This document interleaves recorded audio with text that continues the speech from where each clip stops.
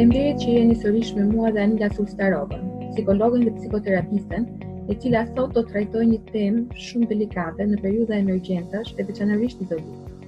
Zemërimi i prindërve ndaj fëmijëve. Ku ndodh? Dhe si është izolimi i prindërve në këtë rast, Anila? Zemërimi si emocion është një emocion normal, që kemi thënë edhe në podcastet e tjera. Është një emocion krejt normal që ne gjithë e kemi dhe gjithë e përjetojmë.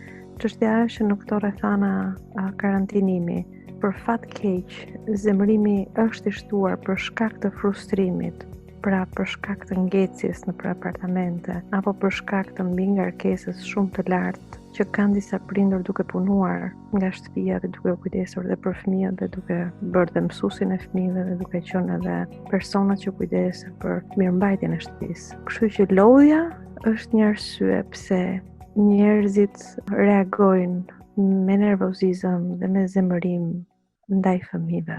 Pasiguria për të ardhmen është një arsye tjetër. Konfliktet në çift janë një arsye tjetër pse shkarkohet më shumë zemërim tek fëmijët. Që shkarkohet më shumë zemërim tek fëmijët, kjo është një gjë e ditur, kjo jo vetëm në kulturën tonë, sepse janë ata që janë më të zotët, le t'i quajmë, për të na prekur aty ku të tjerët përpiqen të na ruajnë. Janë shumë të zotët të prekin pikërisht butonat e zemërimit, me reagime nga më banalet në pamje të parë, sepse sigurisht fëmijët nuk duan që në vetvete të zemërojnë, por ja dalin t'i ngre nervat prindërve më kollaj. Në rrethanat e karantinimit, që frustrimi për shkak të izolimit, mbilodhja, konfliktet në çift, pasiguria për të ardhmen, të qenit dhe mësuesi fëmijëve bën që prindrit ta kenë më të shprehur zemërimin, dhe sidomos zemërimin ndaj fëmijëve. Çfarë duhet të bëjmë ne prindrit kur fëmijët na prekin ato telat e zemërimit? Ne përpiqemi që duke ngritur zërin apo duke qenë të zemëruar, përpiqemi të fitojmë kontroll mbi situatën dhe mbi sjelljen e fëmijës. Dhe kjo është shumë gabim, sepse në momentin që ne zemërohemi, sapo kemi konfirmuar humbjen e kontrollit të situatës dhe humbjen e kontrollit dhe ndaj asaj sjellje të fëmijës për cilën ne nuk jemi dakord. Kështu që në çdo situatë zemërimi, sa më shumë zemërohet prindi, aq më shumë acarohet dhe fëmia. Dhe pavarësisht se prindi fizikisht mund të jetë më i fuqishëm dhe mund bërtas pak më shumë, kjo nuk do të thotë që fëmia nuk zemërohet apo nuk lëndohet. Kështu që prindi përjetoi dy gjëra dëmton në këtë situatë. A që fëmijës i ndërpret zërin, ja pret zërin, i thot pusho se nuk mundem më, dhe fëmijës i jep një mesazh tjetër dhe një model tjetër që kur je me nerva mund sillesh keq. Dhe këto janë dëme shumë të forta që i shkaktojnë fëmijës. Kështu që çfarë mund bëj prindi? E para të filloj të kuptoj shenjat e nervozizmit.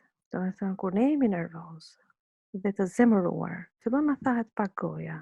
Zemra fillon rreh shumë fort. Ndjejmë një kështu agjitim të brendshëm që e ndjejmë ke duart, te këmbët, dhe bëjmë lëvizje që mund të jenë edhe më të shpejta dhe më të shpeshta krahasuar me ritmin dhe natyrën tonë. E frymarrja është shumë e fortë. Kemi një ngurtësim të gjithë muskujve.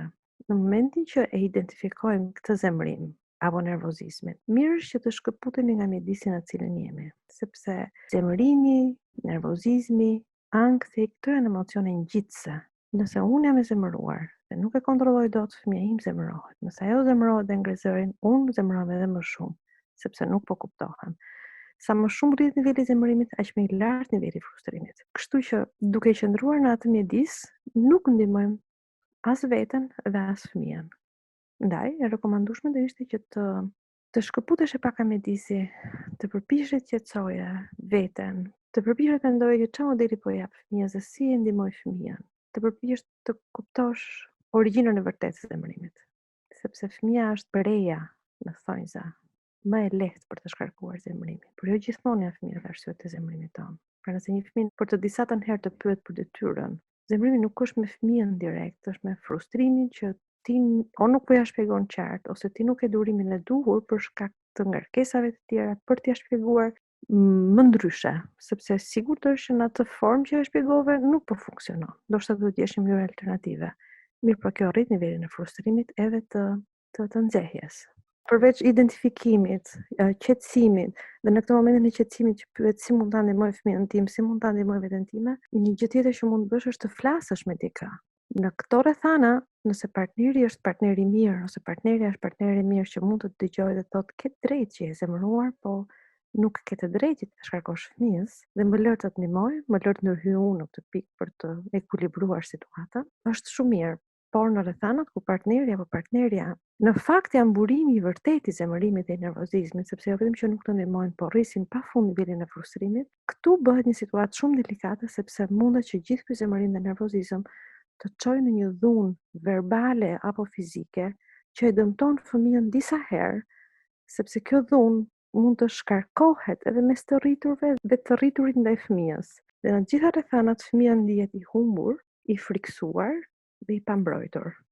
Emocione këto që dhe ndjesi që sa më shumë të zgjasin në kohë dhe për fat keq karantinimi duket që do ketë edhe ca javë të tjera, sa më shumë të zgjasin në kohë, aq më shumë zën rrënjë në jetën e fëmijës.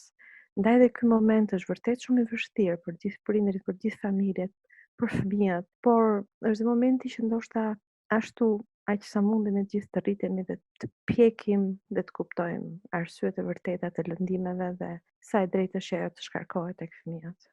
Sa të rrezikuar janë fëmijët?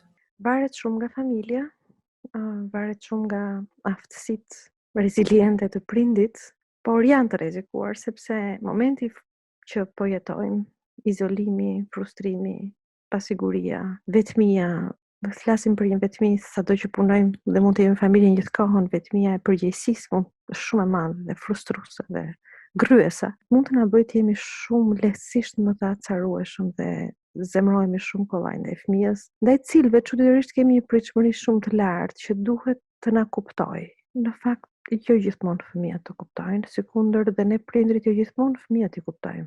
Fëmijën e shikojmë kështu si zgjatim të vetes tonë, që jo vetëm që duhet na kuptojë, po dhe duhet të di se ç'është më e mira. Dhe kjo nuk është e vërtetë, sepse fëmia nuk është zgjatim i askujt. Fëmia është një njerim vete që ka ndjenjat e veta, ka emocionet e veta, ka ADN-n e vet, ka mendimet e veta, ka dhimbjet e veta.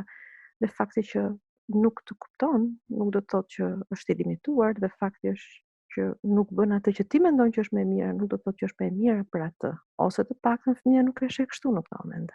Pra gjatë kësaj periudhe rrezikojmë që të rritet numri i dhunimeve ndaj fëmijëve, si fizike ashtu edhe psikologjike. Për fat keq, gjatë kësaj periudhe, dhuna verbale dhe emocionale ndaj fëmijëve ka rritje dozash.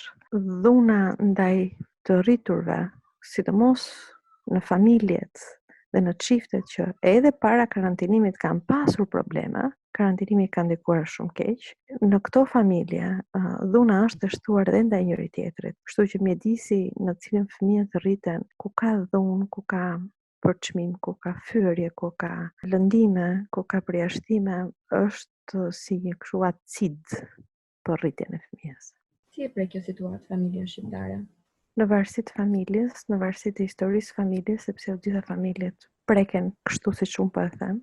Unë po flas për ato familje që para karantinimit nuk kanë gjetur rrugët e komunikimit të duhura. Kështu që familjet shqiptare janë prekur nga karantinimi, por familjet e pashëndetshme janë prekur shumë nga zemërimi dhe gjithë pasojat që vijnë prej tij. Zemërimi i prindërve ndaj fëmijëve në situatë emergjence, veçanërisht karantinimi, e ndikon fëmijën aktualisht, po të ardhmen e tij si e ndikon? Kjo është për të parë se është rast mes rasti, por sa më gjatë të jetë koha e karantinimit dhe sa më gjatë të jetë koha pra në të cilën po rrjedhoi fëmia të jetojë në këto situata dhune, aq më e fortë do jetë gjurma, sidomos në rastin e familjeve që prindrit nuk kanë kurajën të thonë më fal, mbasi sillen keq me fëmijët, sepse mund të ndodhë që dalë situata në kontrolle, po të marrësh fëmijën ta shohësh në sy dhe të kesh kurajë të thuash më fal, nuk ishte e drejtë ajo që bëra, nuk e meritoje, por ndihem jo mirë për shkak të përgjegjësive apo për shkak të lodhjes. Dhe kjo është një gjë tjetër, por unë nuk e di se sa kultura e një më fal prej vërteti ekziston. Është një nga mënyrat për të ndihmuar fëmijët. Pra duhet të mësojmë të themi më fal. Të dashur prindër, kujdesuni për të vegjëlit tuaj. Ata janë e sotmja dhe e ardhmja. Le të mbrojmë dhe të kërkojmë ndihmë tek specialistët apo autoritetet kur nuk arrijmë të kemi situatën në kontroll. Nga unë Vasilita Bargjo, mirë dëgjofshim.